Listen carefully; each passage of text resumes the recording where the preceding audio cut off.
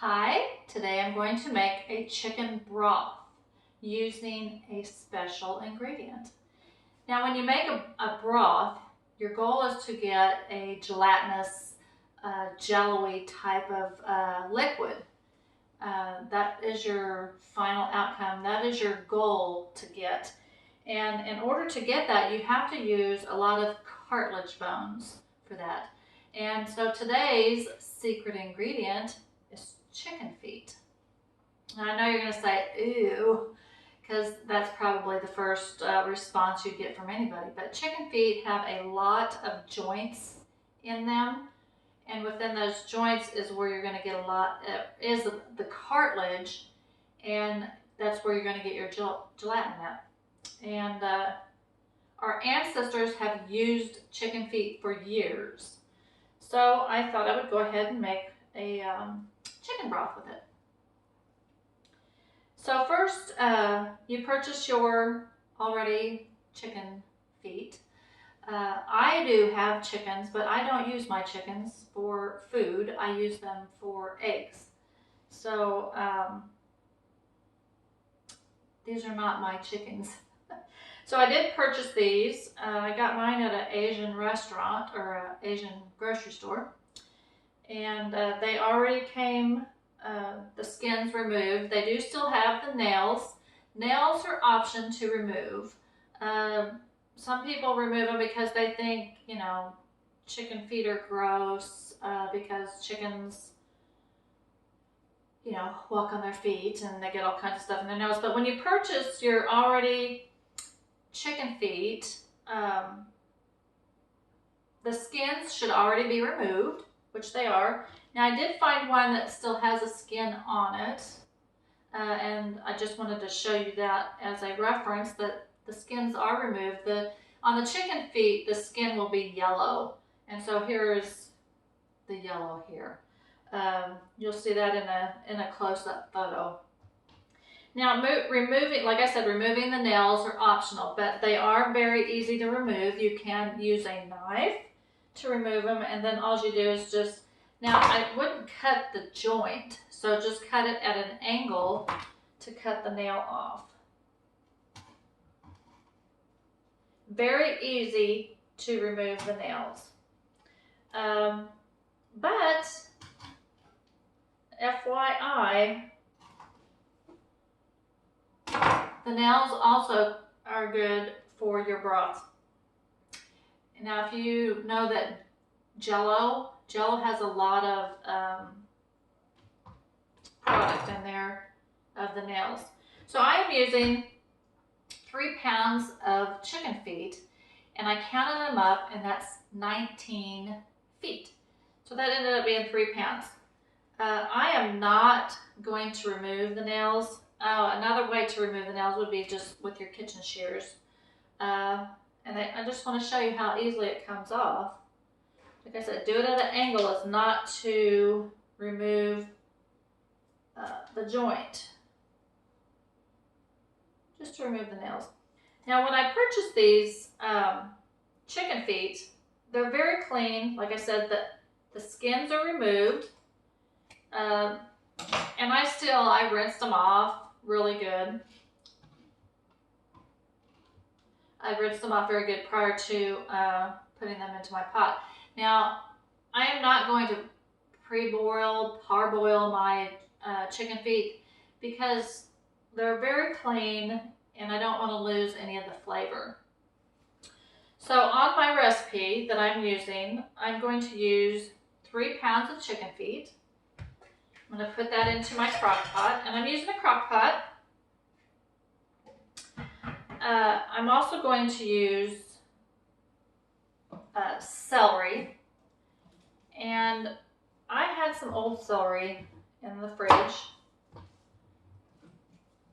that isn't as crisp, but it's still going to work well. So I cut the celery down, I cut it in half. And today I am using 1, 2, 3, and then some of the little tiny pieces, which I had left over, which is fine. So I'm going to use 3 celeries, and then I'm just going to throw them into my pot.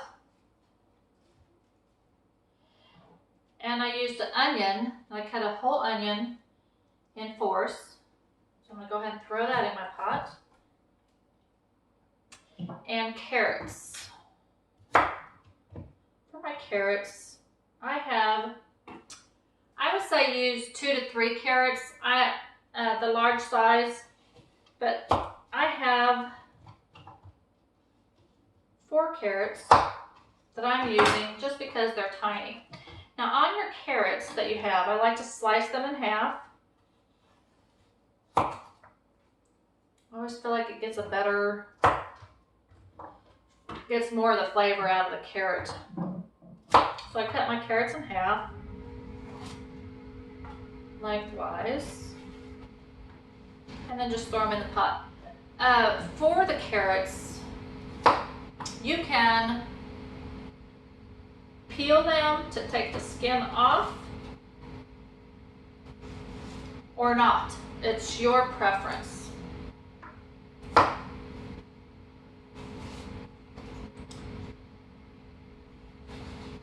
Depending on what the carrot looks like, I will remove this, I will peel it. Now when I'm throwing these in there, I'm going to stuff some of them down on the sides of the pot, just so that I can get them in there. And then I also use an extra carrot, or 3 cloves of garlic. So I have the garlics, I'm just going to smash them down.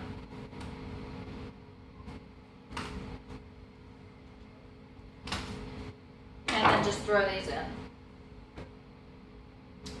I used 1 tablespoon of peppercorns. And just throw that in there. And this recipe is real similar to my bone broth recipe, but for my chicken broth, I'm only going to use a half a tablespoon of apple cider vinegar. So I'll throw that in there. That helps it helps pull the flavors out of the chicken.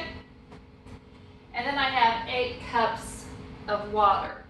Now, when you fill up your crock pot, and I highly recommend using a crock pot for making broths, any type of broth, a bone broth, a beef bone broth, chicken broth. I've never made a pork broth, but I'm sure you could. I highly recommend to use a crock pot. Slow simmer on a low heat is very good, and it will not damage the nutrients that are being pulled out of the bones. So this is 8 cups of water. You want to be sure to not use too much water when making your broth. You just want enough water to cover the meat. That's going to be about 8 cups.